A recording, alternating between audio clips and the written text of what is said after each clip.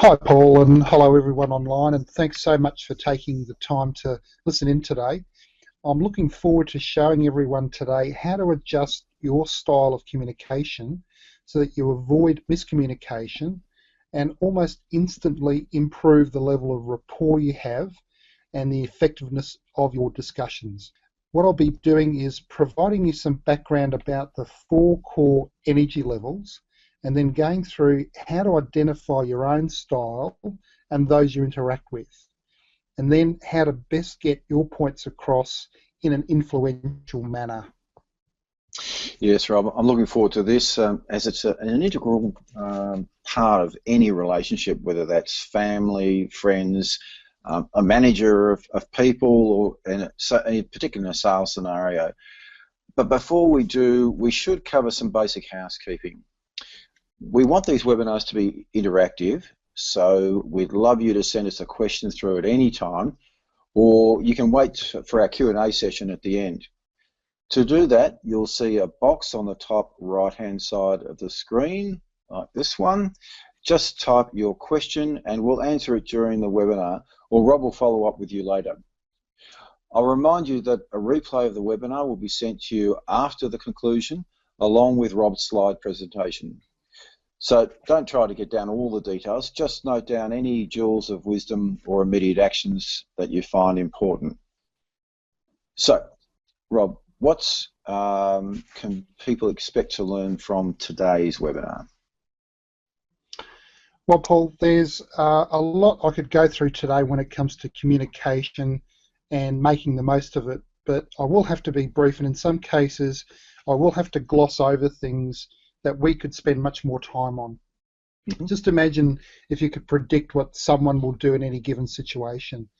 Would you think that's a bit creepy or interesting or perhaps even unbelievable? However you feel, the most important thing is that it is actually possible. We are all unique, and each of us has our own way of doing things and behaving in different situations. By appreciating these differences and learning how to identify them in those you meet, you can actually improve your communication and be more effective in influencing them. This knowledge can be useful in a number of situations.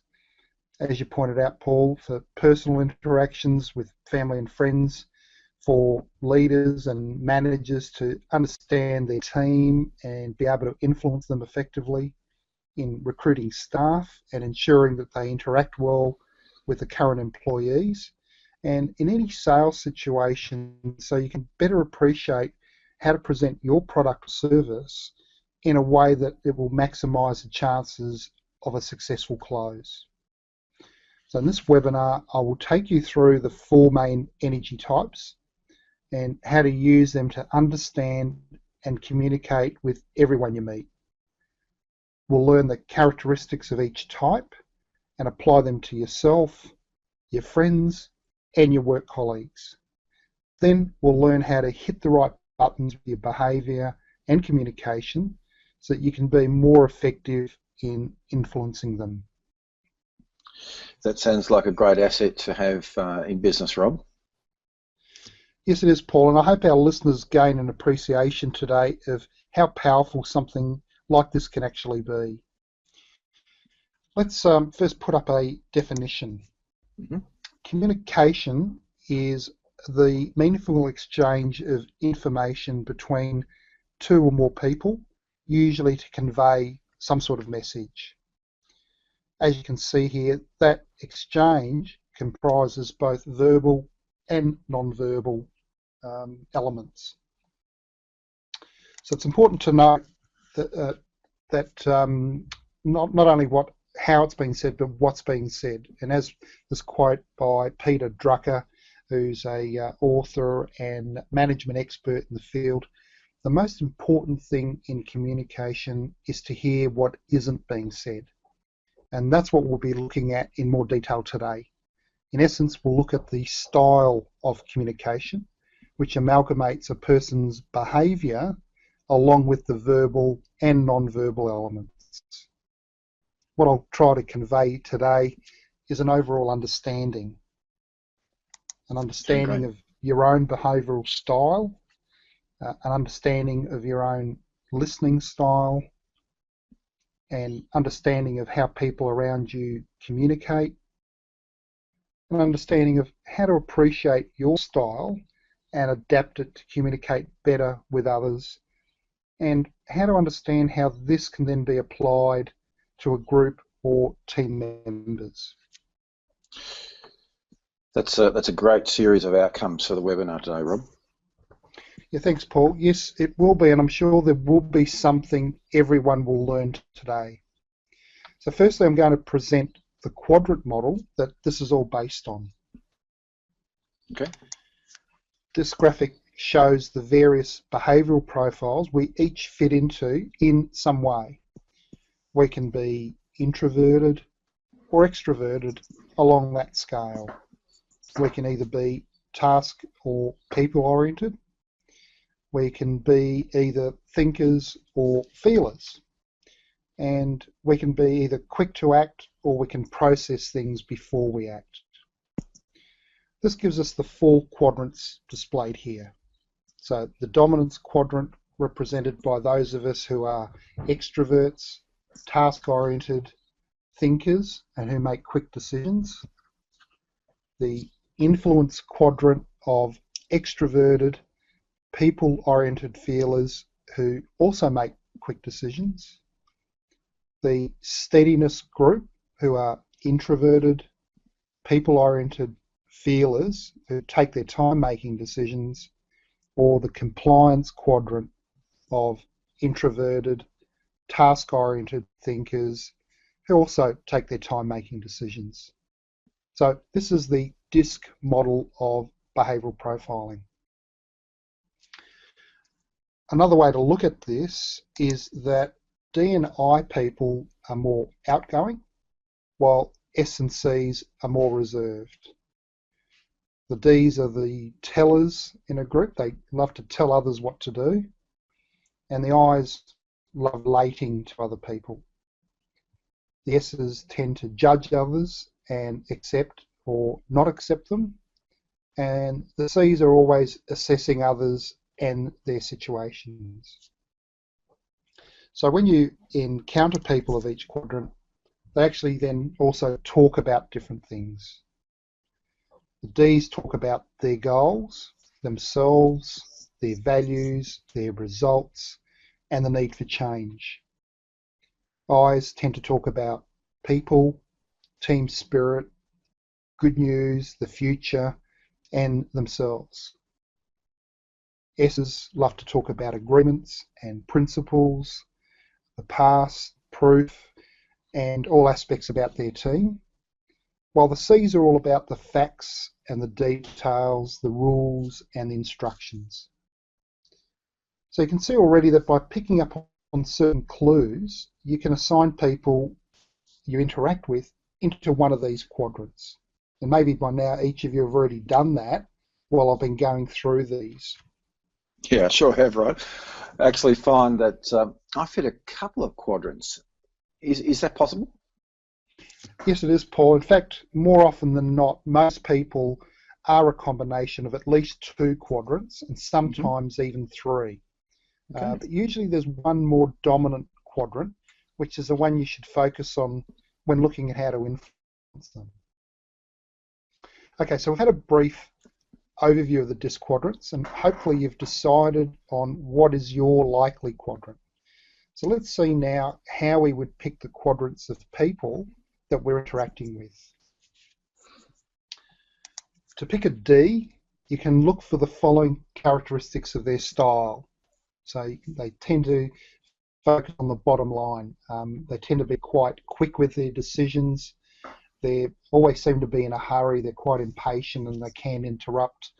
Their concentration span is quite short and they give the impression that they may not be listening to you. They always get straight to the point, love talking about the big picture and just don't bother with details at all in any sort of situation.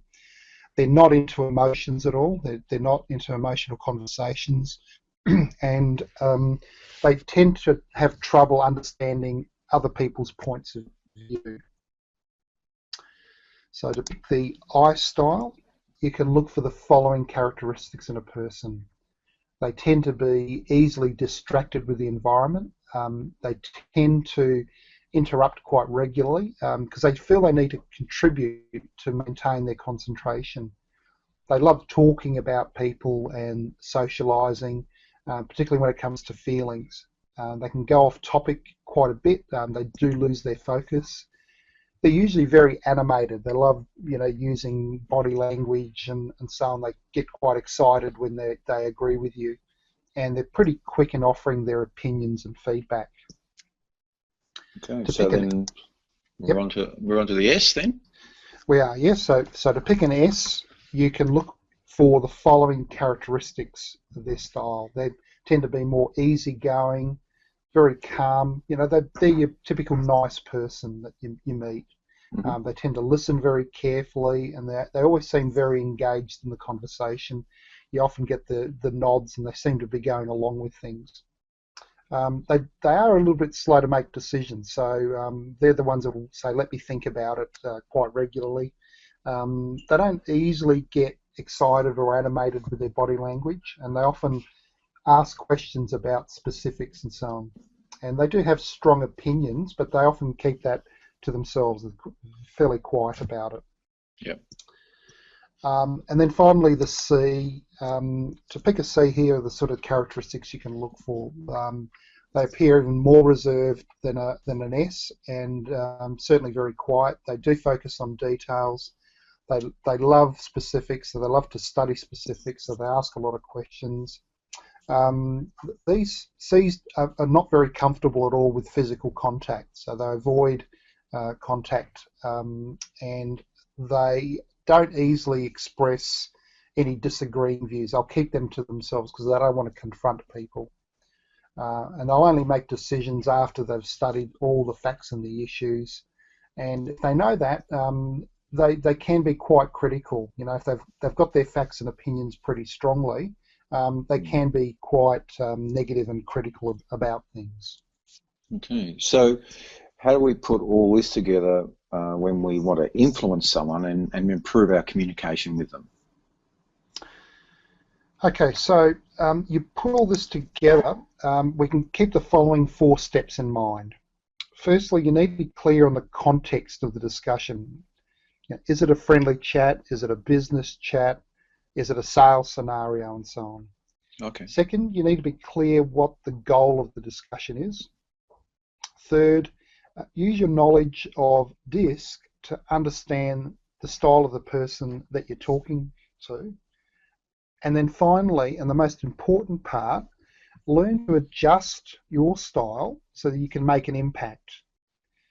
What I'm going to go through now is how you can quickly pick up on someone's style and how to best influence them that way. First on a general scale, and then specifically what's needed from your own style in particular to have an impact.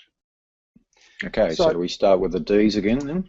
Yep, so let's start with the D, and so here's how you can quickly pick a D. Their non-verbal language is quite strong and confident. They've got usually strong eye contact. They look you straight in the eye. They're the ones that bound into a room, and they have a firm handshake. They're very direct, forceful, and commanding in their conversations, and they can be quite loud and forceful, and they can interrupt, and they talk quite rapidly. As I mentioned, they can appear to be in a hurry at all times. They're quite impatient, and they tend to speak in pretty abrupt and short sentences. Generally, here's what you need to do to have a good chance of being heard by a D. You need to make your body language confident and your eye contact direct, and your voice needs to be strong and fast-paced.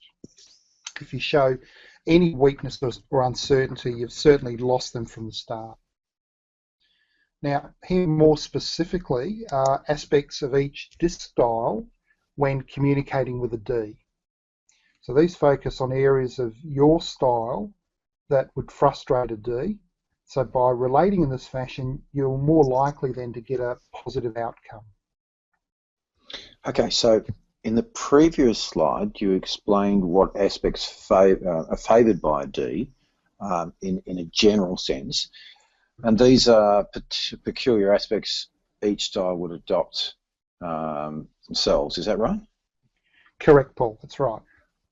Okay. So in my case, where I think I have a strong I component, I should be direct and brief with the D, stay focused and stick to time, as these may not be sort of natural tendencies for me. That's right, Paul. As an I, you would have a tendency to be more people-focused, and a D is more task-focused. So Right. a D isn't interested in general chit-chat. They want to get straight to the point. As Okay. an I, you would tend to love to talk about a range of things. You may get distracted. You may like to make sort of team decisions, Yeah. whereas a D isn't at all interested in those. So you need to adjust your natural style to suit the situation. Okay. Okay, so let's look at the I quadrant now.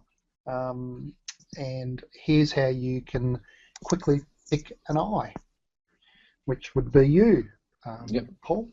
So an I typically is quite charismatic and has a happy smile. They tend to laugh and engage and listen to people.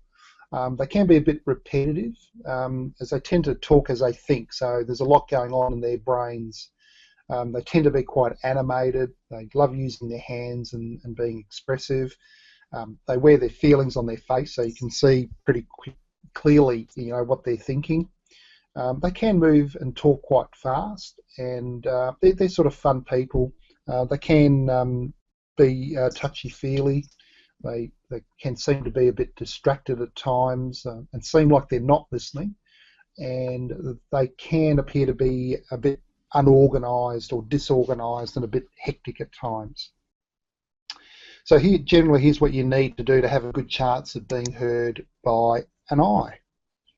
You need to make your body language energetic and open, and your voice a little bit more upbeat and fast-paced. And they love hearing stories about people, so make sure you engage them with storytelling about yourself. So you need to be friendly and involving with an I. So now if we look at the more specific style aspects of each disc style when they're communicating with an I. So you can see here, if we look at the opposite scenario of a D having to influence you, Paul, they would need to make some significant adjustments to their natural style. They don't naturally show enthusiasm. They're not chatty or social people, and they certainly don't normally ask others' opinions when it comes to decision making. But if they're trying to influence you, the decision maker in this case, they have to adjust to your style. Yeah, that makes complete sense. So let's go through the others quickly now. Okay, so here's how you can pick an S through their body language. They're very friendly, warm, easygoing. They tend to smile quite easily. They're quite relaxed in pace. They tend to speak more slowly, certainly compared to an I, and more thoughtfully. They don't often get excited. Takes a bit to get an S excited. They give great listening body language. They lean in, they nod their heads, they show sympathetic facial expressions and so on. They will reach out, they'll shake hands or even a hug. A warm hello is quite common, and they certainly thank you is part of their normal behaviour. And they love small talk, and they like to connect and develop a sense of trust with the people that they're communicating with. So generally, here's what you need to do to have a good chance with an S. You need to make your body language warm and calm. You need to smile more. You need to relax your voice and your movements and show them that you're actually listening, so they can actually build up a rapport with you. You need to be friendly and calm and present to them. So more specifically, these are the style aspects of each disc style that you need when you're communicating with an S. And so there is a lot on these slides, but do remember that I'll send out notes, and they will be downloaded from my website after the webinar. So don't be fussed about getting all the details down here. Just check your style and keep the points relevant to your style for it. So if we go on to the C now, here's how to very quickly pick up a C person.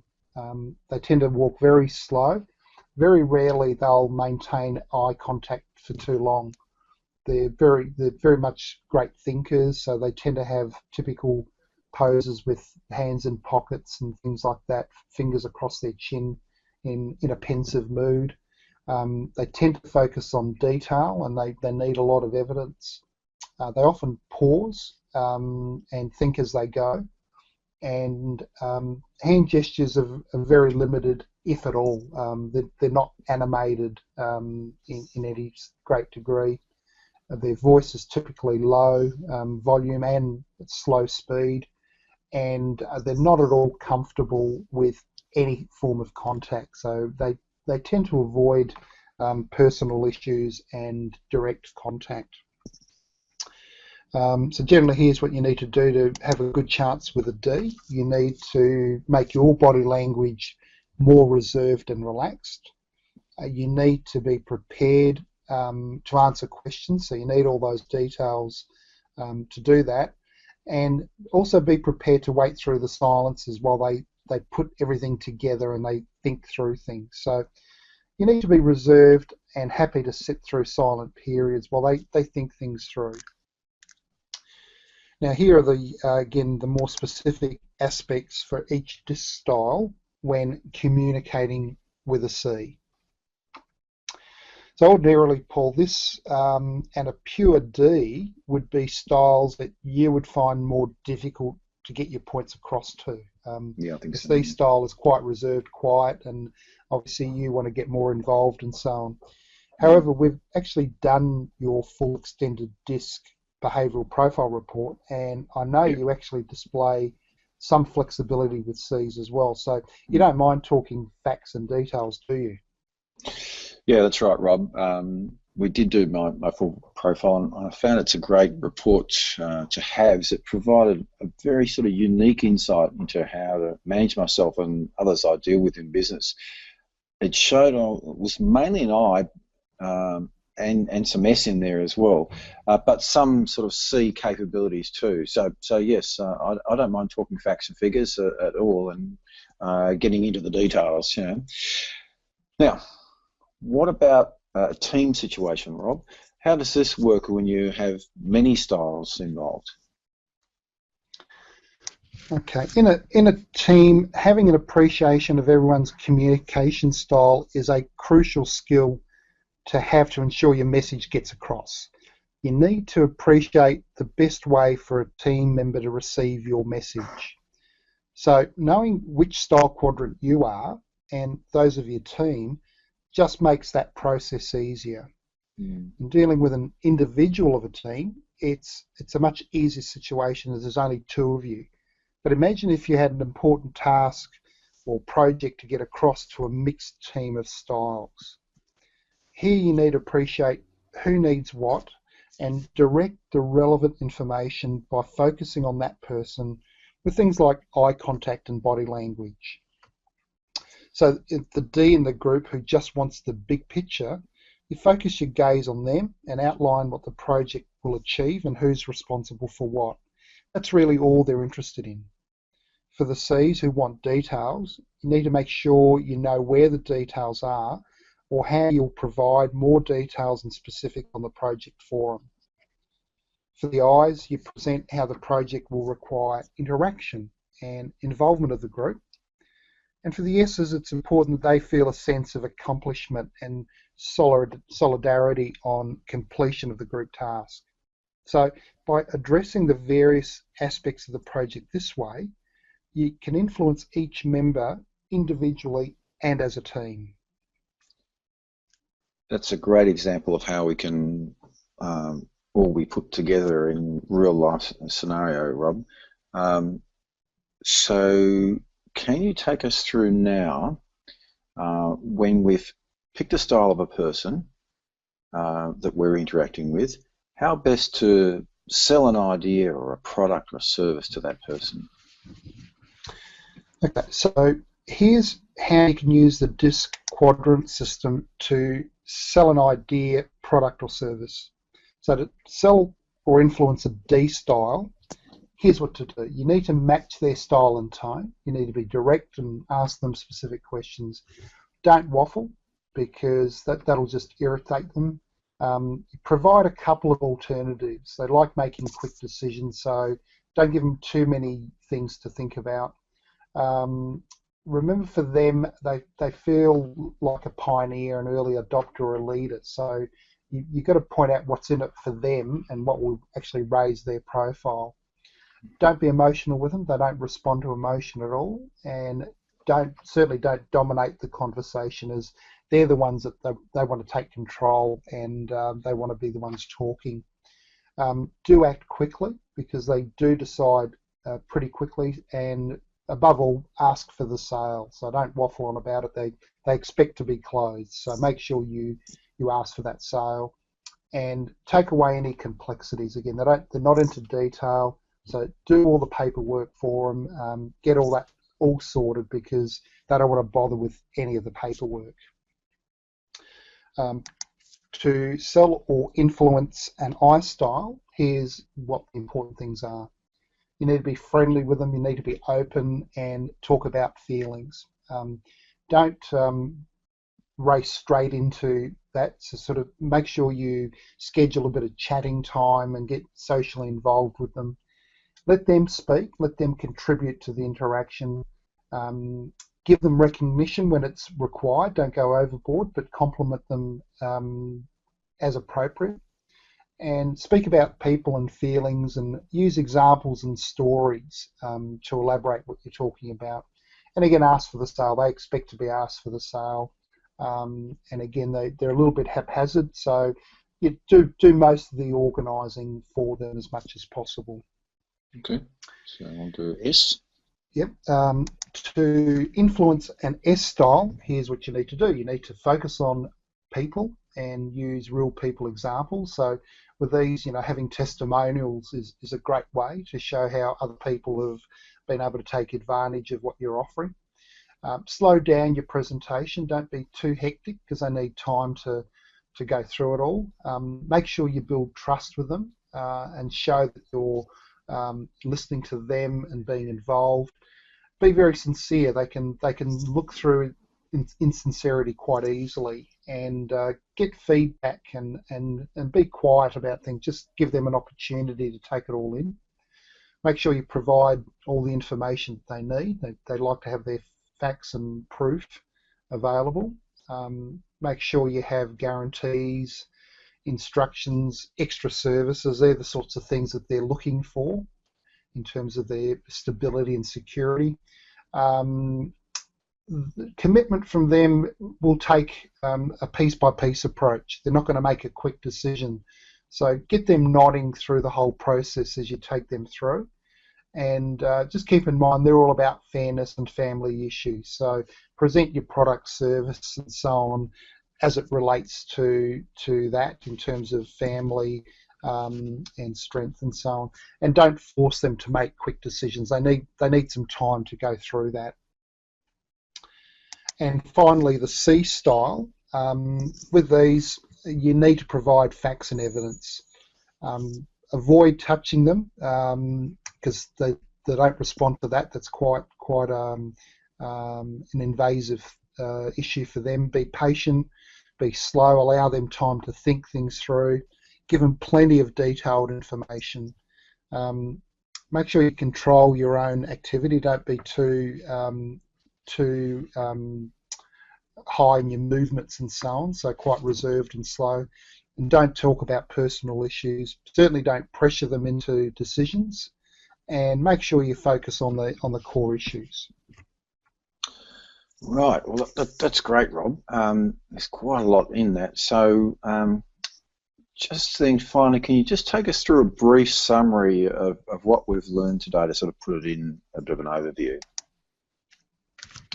Okay, so what I've done for you today is hopefully helped you identify what your main energy style may be according to the DISC quadrant model, and applied that to situations where you need to communicate and influence someone else. I've helped you understand why people may react to you the way that they do, whether they're personal interactions or business interactions. We've explored how, by being aware of your own energy type and picking up clues about the energy type of who you're communicating with, this allows you to adapt your style in a way that can give you a much better chance of getting your points across and it being received correctly. This skill is particularly important in team and sales scenarios where one way of presenting your project, product or service isn't going to do the job these days. You need to assess the communication style of who you're talking to and adjust your proposal in a way that it hits the right chords. That way you're more likely to get the sale or the project accomplished. You also need to use the right body language, tone, and other verbal and non-verbal aspects important to who you're communicating with. Great. Well, that's really good, Rob. I feel like actually going out and doing some practice with a few D's, C's, and S's that I need to communicate with. I'm sure our listeners have also got something really good out of that to apply to their everyday lives. Now, you do have a great offer for those who would like to know more about the extended disc and perhaps a full profile done for themselves.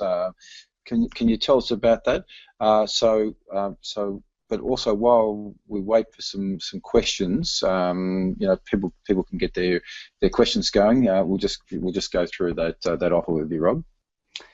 Okay, thanks, Paul. Yes, I do. I'm actually a certified extended disc consultant and trainer, and I've had experience with a number of other profiling products such as Myers-Briggs Type Indicator and Wadsworth, which is used by Chandler and McLeod in their recruiting process. For those of you who would like to read a little bit more about extended disc, I do have a page on my website devoted to this. So just go to the services section of my website at grapestogrange.com.au. And my special offer for registrants today is a 1/3 off special price for a full eDisc profile and report. So this includes a 24-page report which outlines your style in great detail, and it identifies your motivators, what frustrates you, and what areas are possible targets for your development.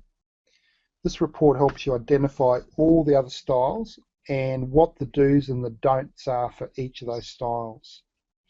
The online questionnaire itself takes under 10 minutes to complete, and we get the results almost immediately.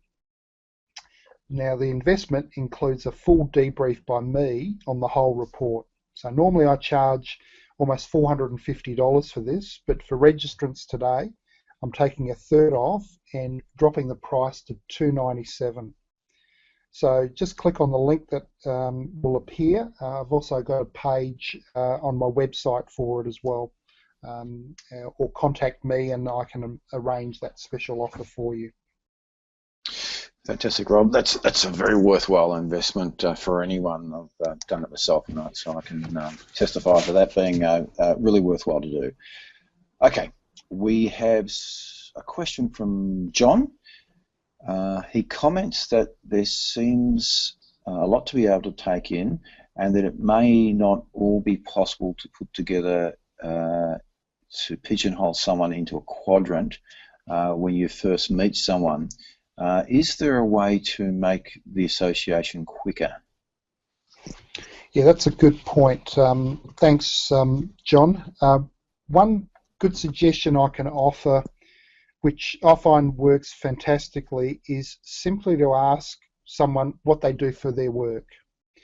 The natural style is usually reflected in their choice of career. So someone who runs a business, who directs people, heads a team, particularly a sales team, is often a D in their style. Someone who likes to network and meet people, or has a role that takes them into different environments with new faces, is usually an I. Most people I find that are nurses, teachers, counsellors, or other nurturing style roles are often S style dominant, while accountants, engineers, architects, IT consultants, and other roles like that where they prefer to work on their own or have things that involve a lot of detail and focus are usually C styles. So you can make a pretty confident guess just based on what their work role is. So hopefully that's given you some insight. Right, so now Debbie has asked whether this applies to written communication as well as verbal. That's a good one. Yeah, that is a great question, Debbie, and the simple answer is absolutely yes. While you can't use body language and eye contact, etc., the way you actually write a proposal or respond to an email, it's just as important to be aware of who you're writing to. You need to make sure all your points are covered for a C person, for example, that they have all the detail that they need. But you need to be more brief and to the point with a D. You can add some more social interaction when writing to an I, and you focus on the sort of relationship issues with an S. So they're just a few examples of how to apply this to a written communication situation. But certainly, absolutely, it applies in both cases. Great. So thanks, Rob. So Mike has asked whether the communication style is important when looking at particular salespeople for certain roles. So recruitment question. He has a technical product. So what would be the best style to have? Now that's another excellent question, Mike. I guess there is a general expectation, for example, in real estate, car sales, and perhaps even insurance selling, that you need to have a more gung-ho style rep who don't take no for an answer. And look, to some extent that's true. These would have a natural D and I tendency in their energy style, so that they can tolerate rejection and not take it to heart. They would be happy to make cold calls and work Google for leads and so on. In technical sales, though, they would find it hard to provide the details on a consistent basis, and they might get frustrated by the length of time that it would take to close a sale. So such sales are more suited to a C-style person or even an S.